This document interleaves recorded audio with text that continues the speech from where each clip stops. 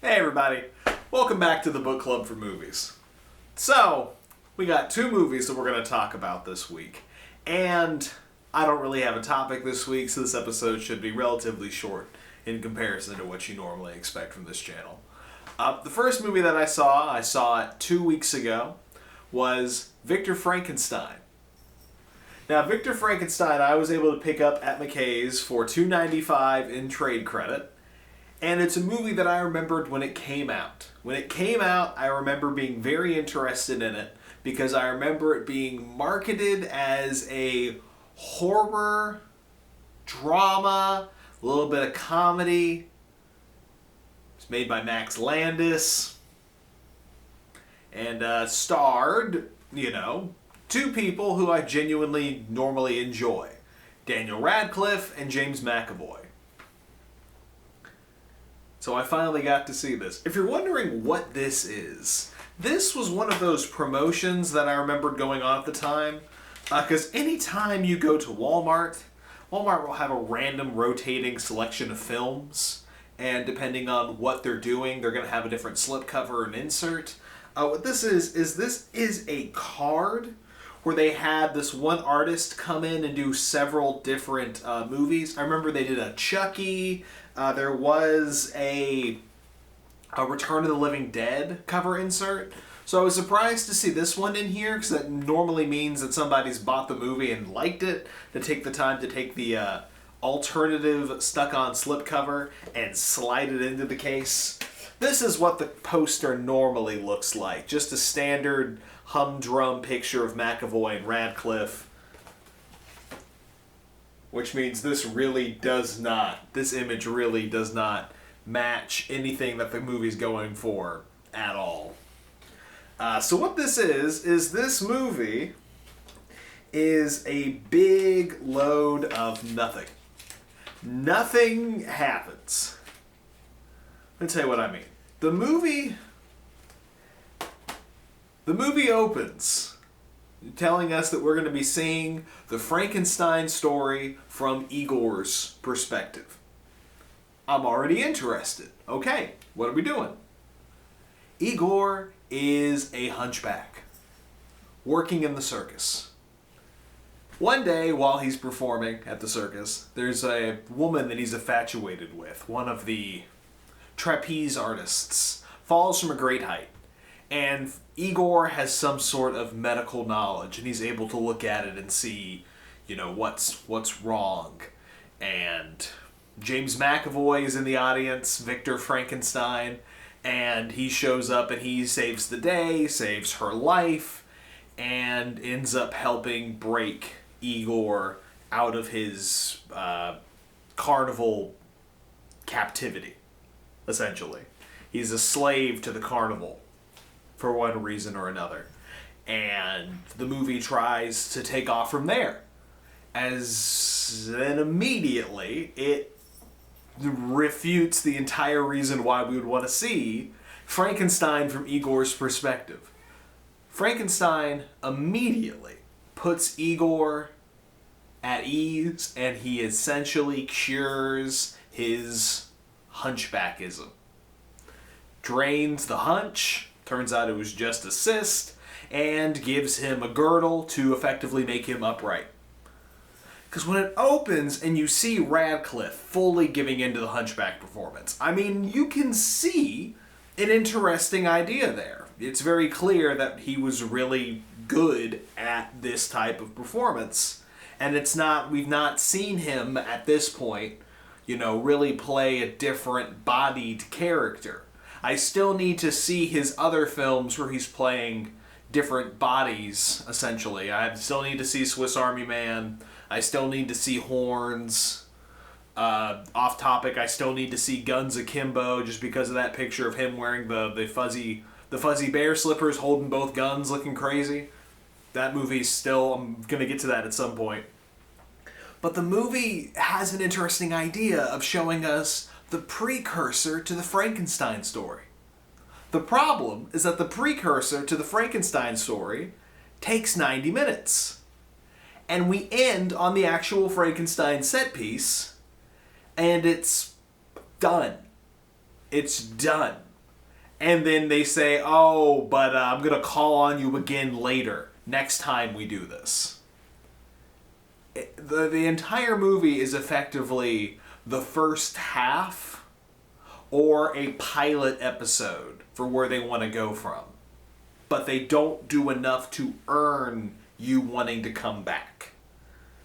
I liked seeing the early experiments, how they end up, essentially reanimating that ape, and the ape goes berserk. You can do something, they did almost something interesting with that. The effects were decent for the time. And then Igor and Frankenstein get into fights, and then they end up, Igor's on the run, and then they end up doing Frankenstein, and then they have it end up kill Frankenstein, and then it turns out that's not Frankenstein, because they're going to do Frankenstein again later, and it doesn't... It's a waste of time, honestly.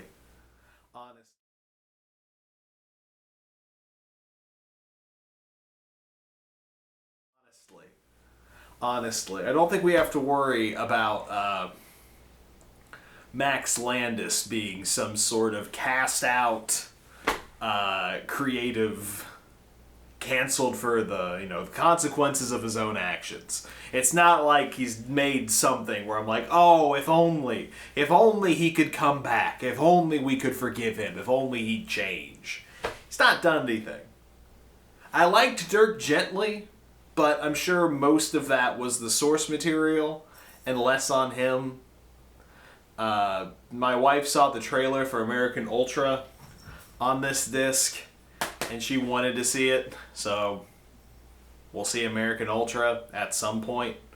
But, if Max Landis never makes anything again, that's going to be fine. He's not. No one's missing Max Landis. That was Victor Frankenstein. I picked it up at McKay's for $2.95 in store credit. And you can understand why, based on what I've told you. This movie is going in my McKay's bag.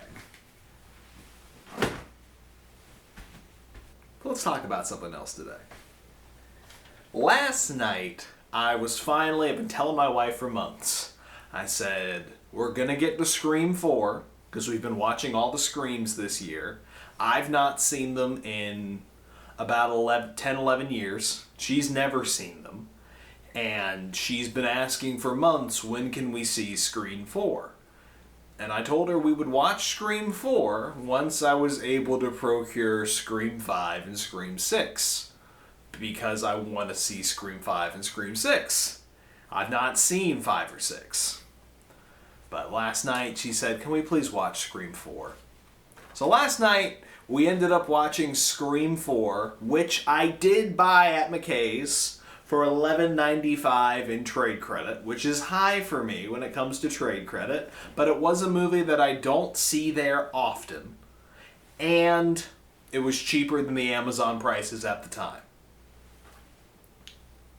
Scream 4 is an interesting piece.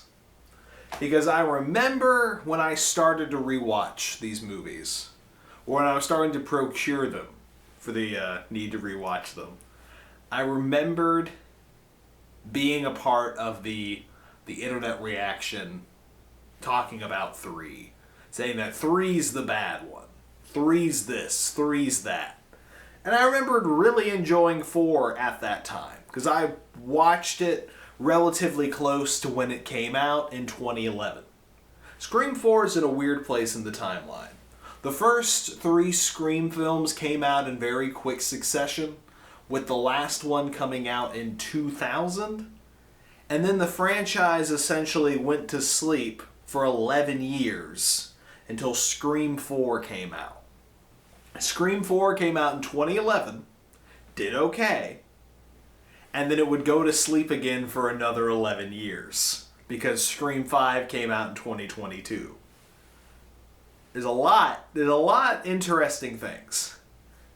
Scream 4 feels more studio interfered than 3 does, which is crazy, especially when you factor in the fact that they had to rewrite and re-edit a lot of 3 For those who don't know, originally Matthew Lillard was going to come back for Scream 3, and he had signed on, and they had paid him, and then what they had written ended up being too close to the events of Columbine, right after Columbine had happened.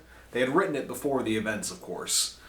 So what they ended up having to do is basically just pay Matthew Lillard to not be in the movie, and then they made a different film that had to lean more into comedy, less into horror. That's why there's a lot more slapstick events in 3. Biggest issue with 3 is it's 2000 and we have the voice changer that, spoilers, the killer has a voice changer that allows them to sound like any person that we need them to, and that didn't exist in 2000. Scream 4 opens and you can definitely feel studio interference. It opens kind of interesting, showing, the movie within a movie within a movie, because it opens with Stab 5 turning into Stab 6, and we get to see those cute cameo appearances by Kristen Bell and Anna Paquin. And then we get our opening kill, and our opening kill is not good. Our opening kills are not satisfying, and that is because the opening kills were reshot. If you watch the deleted scene, it's very much better. I found them on the the Blu-ray. I found them on the Blu-ray. And it's very clear what they were going for with the initial version of 4. 4 set out to be a remake of the first film. 4 set out to be a reboot entirely, with our original cast showing back up. We've got our core people. We've got Neve Campbell. We got David Arquette. We got Courtney Cox. They're the only 3 core people coming back. But there's a lot of scenes that harken back to Scream 1. And the movie keeps telling you, the rules of a remake, the rules of a remake, the rules of a remake. But then all of that hard effort and time that they spent remaking scenes were on the cutting room floor. It's very clear that the Weinsteins just reacted to a test audience screening and said, we don't want that, give us this. Because there's so much there. There's... The first hour of this film is running on empty. The film is essentially running on fumes for that first hour, I'd say. And that's when you start to look into things and say, well, what happened? Because this is the last film that Wes Craven made. This is the last film that he had his touch on. And the movie says it's written by Kevin Williamson. And I'm thinking, okay, what's wrong here? We've got our 2 main players. The Weinsteins went back to the guy who they hired to make the rewrites for 3 to rewrite 4. And that man's name is Aaron Kruger. Now, if you are unfamiliar with Aaron Kruger, okay, let me read you what works Aaron Kruger has brought into the world. Here's why I hate Aaron Kruger. For many reasons. So, Aaron Kruger, they brought him back in to rewrite 4. Okay, Aaron Kruger is a hack. When I tell you he's a hack, I tell you that these are the works written by Aaron Kruger. Now, maybe he's got one good one. Because I see he wrote Arlington Road. I didn't know he wrote Arlington Road. I want to see Arlington Road. It's on my shelf. But let me tell you some other stuff that Aaron Kruger has written. Reindeer Games. The American remake of The Ring. The sequel to the American remake of The Ring. The Brothers Grimm. Transformers 2. This man wrote Transformers 2, Transformers 3, and Transformers 4, the Ghost in the Shell movie, and Dumbo. The live-action remake of Dumbo. Now, here's the reason why I hate Aaron Kruger. Now, he's uncredited on the Scream 4 rewrites. And I really wish that Kevin had a way to basically say, on this release, you know, maybe when the 4K comes out, we can say, rewritten, ruined by Aaron Kruger. Here's the thing about Hollywood, is you can make absolute crap and keep getting work. Because I don't know about you, but if I wrote Transformers 2, 3, and 4, nobody's coming to me for anything. Okay? Those movies don't have scripts. And then he writes the Ghost in the Shell remake, and then he writes the Dumbo remake. Okay. This man was one of the 3 writers on Top Gun Maverick. Aaron Kruger has an Academy Award nomination for writing Top Gun Maverick. We gave this man the running chance at winning an Academy Award for essentially rewriting the script to Top Gun, a movie that's already existed. Academy Award. It gets better. Because Aaron Kruger is still working, based off of the success of Top Gun Maverick. And he did it again. They said, what if we made Top Gun with cars? And you're thinking, but they already did that. It's called Days of Thunder. And they said, well, shoot. What's another car that goes fast? Do we have another one? We do. Okay. Well, we can't get Tom Cruise because he's busy. But if we got Tom Cruise, too many people might realize that we're entirely out of ideas. What do we get? Brad Pitt. Okay, get Brad Pitt. Put him in this. And let's not take any chances here. Because we called the last one Days of Thunder. And people were wondering, what does that mean? Let's call this F1. Just based off of the sport. So essentially, making a movie and calling it soccer. Making a movie calling it football. They called it F1. At least Days of Thunder wasn't called NASCAR the movie. This man is one of the 2 or 3 writers on F1. So he essentially just did it again. And one of the things this man did was ruin Scream 4. I'm not saying that lightly. Because about 45 minutes in, the movie gasses up.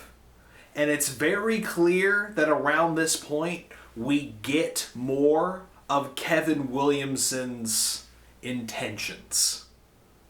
Because the movie really starts to finally lean into the remake formula.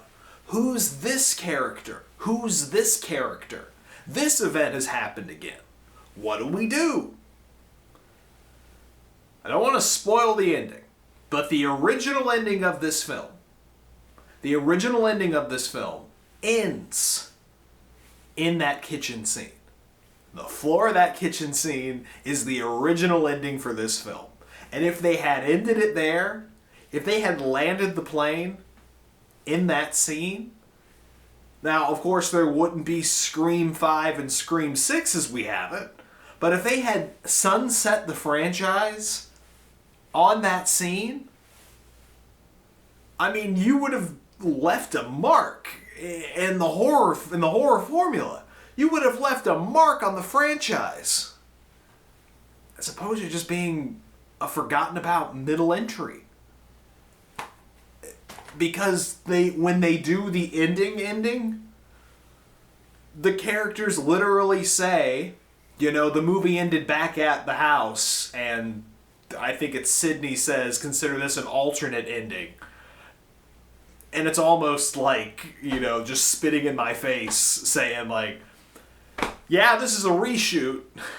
Hope you didn't like what we were going for originally. And if you watch the deleted scenes, the alternate opening to this film is so much better shot. The acting is better. We like our two opening kill girls more. The crime scene makes a lot more sense with the remake in mind, since we've got someone strung up like Drew Barrymore and someone cut up like Drew Barrymore's boyfriend. There are some elements of the Scream let's talk about the horror genre in there. The deaths are bloodier than they were in the previous films. Now, it's not like Randy's scene where there's all of this dried blood.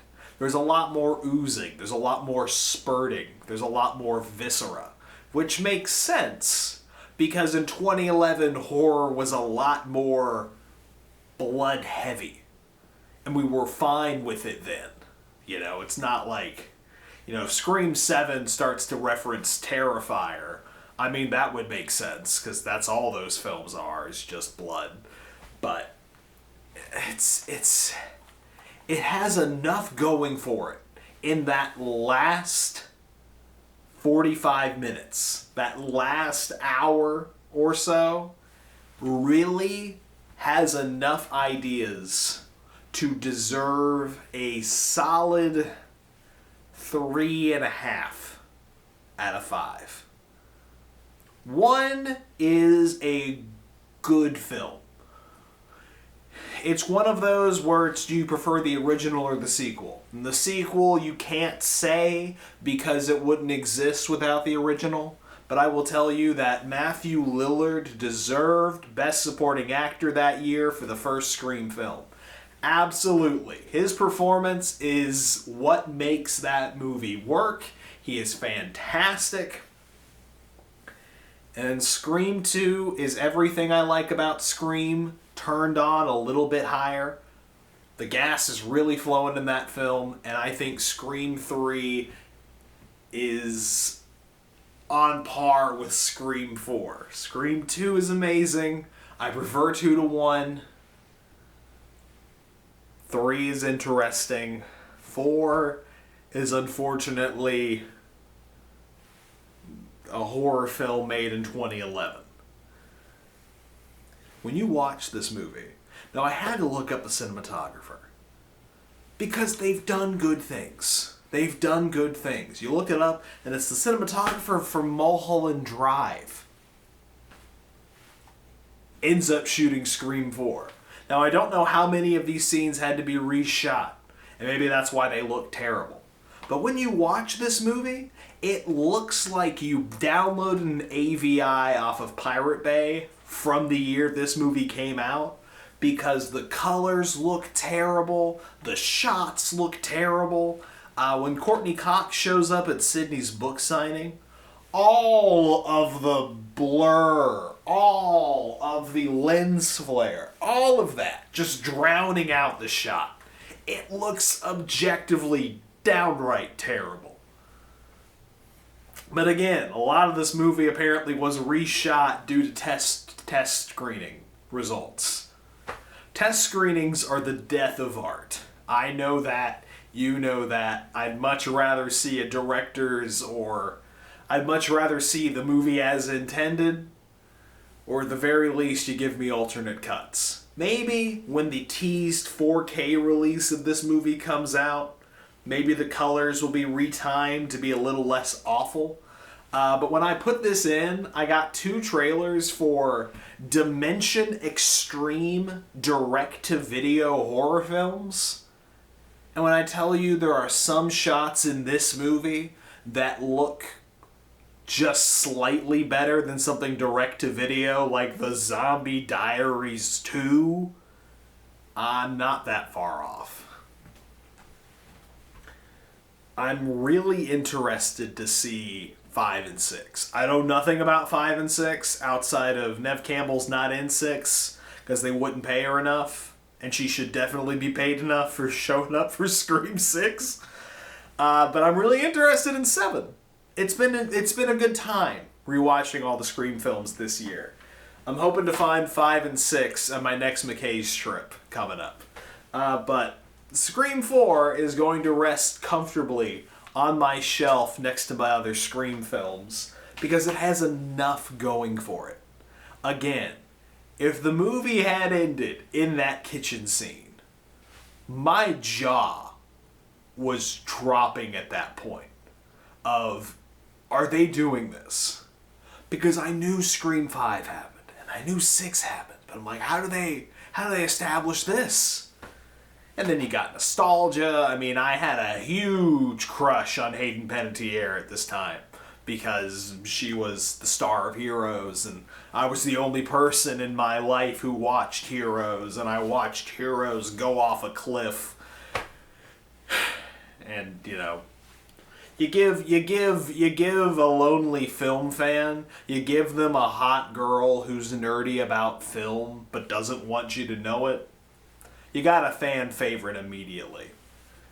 I think she shows up in 6. I don't know for sure because she's pretty objectively dead in this one. But you know, I think she shows up again. I don't want to look it up because I don't want to be spoiled. But I can't wait to see Scream 5. Can't wait to see Scream 6. But yeah, Scream 4 is going on my shelf.